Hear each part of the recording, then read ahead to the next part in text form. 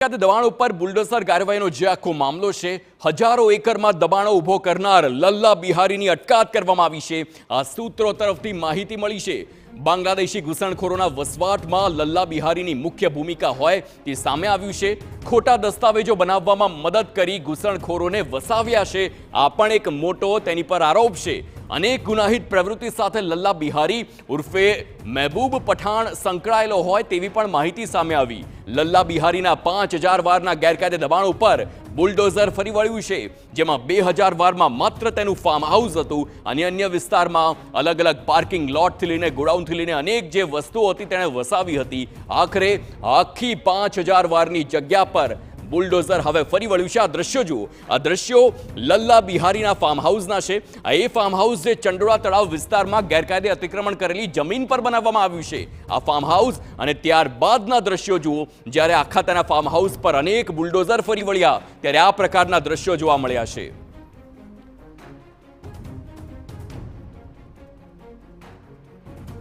ચંડોળા તળાવ પર mega demolition હાથ ધરવામાં આવ્યું કે જેમાં કુખ્યાત મહેબૂબ પઠાણ ઉર્ફે લલ્લા બિહારીની હજારો વાર જમીન પર ગેરકાયદેસર બાંધકામ ઉપર તેનું આખા સામ્રાજ્ય પર બુલડોઝર ફરી વળ્યું। આ દ્રશ્યો જોઈ શકાય છે કે જ્યાં આગળ જે મહેબૂબ પઠાણ ઉર્ફે લલ્લા બિહારી કે જે 2 દાયકા પહેલા અહીં અમદાવાદ વસ્યો હતો, મૂળ અજમેરનો, અને અહીં આવ્યા બાદ આ મહેબૂબ પઠાણ ને લલ્લા બિહારીના નામે ઓળખવા મળ્યા અને કોઈ પણ એજન્ટ કે જે બાંગ્લાદેશથી ગેરકાયદેસર આવતા હોય તેને આ લલ્લા બિહારી પાસે મોકલતા અને ત્યારબાદ આ બાંગ્લાદેશીઓ ને અહીં વસવાટ આપવાનું કામ છે તે શરૂ કર્યું હતું। ધીમે ધીમે તેને આ જે ચંડોળા તળાવની જગ્યા છે કે ત્યાં આગળ કબજો લીધો અને લગભગ 5000 વાર જેટલાથી પણ વધુ જગ્યા ઉપર તેને દુકાન, ઘર, કાચા શેડ અને કાચા મકાનો બનાવી અને ભાડે આપવાનું શરૂ કર્યું અને ત્યારબાદ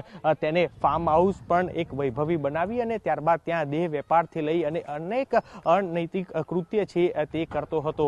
આ સમગ્ર જે બાંધકામ તેને ઊભું કર્યું હતું તેના ઉપર જે પોલીસનું આ બુલડોઝર છે તે ફરી વળ્યું છે। આ દ્રશ્યો છે કે જોઈ શકાય છે કે કેટલી મોટી જે જગ્યા ઉપર આ આખું બાંધકામ છે કે જે ગેરકાયદેસર કરવામાં આવ્યું હતું તે તોડી પાડવામાં આવ્યું છે। જો કે આ લલ્લા બિહારી જે મહેબૂબ પઠાણ જે દર મહિને 15 લાખથી પણ વધુની આ આવક છે કે તે અહીંથી કમાતો હતો।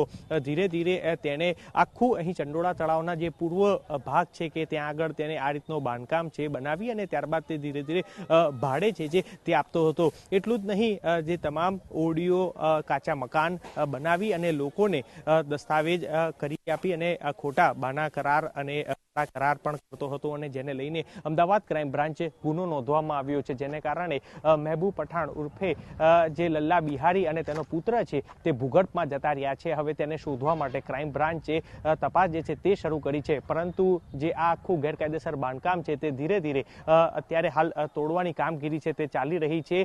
હજી પણ આગામી દિવસમાં પણ આ આખું બાંધકામ છે તે તોડી પાડવામાં આવશે। હાલ 250થી પણ વધુ આ જે અહીં દેખાતા જે નાના મોટા મકાનો છે અને કાચા મકાનો તે તોડી પાડવામાં આવ્યા છે અને આશરે 3000થી પણ વધુ મકાનો છે કે જે ગેરકાયદેસર છે તેને તોડવા માટેનો આખો પ્લાન છે તે તૈયાર છે। કેમેરા પર્સન ઇમરાન શેખ સાથે મિહિર સોની, TV9 અમદાવાદ।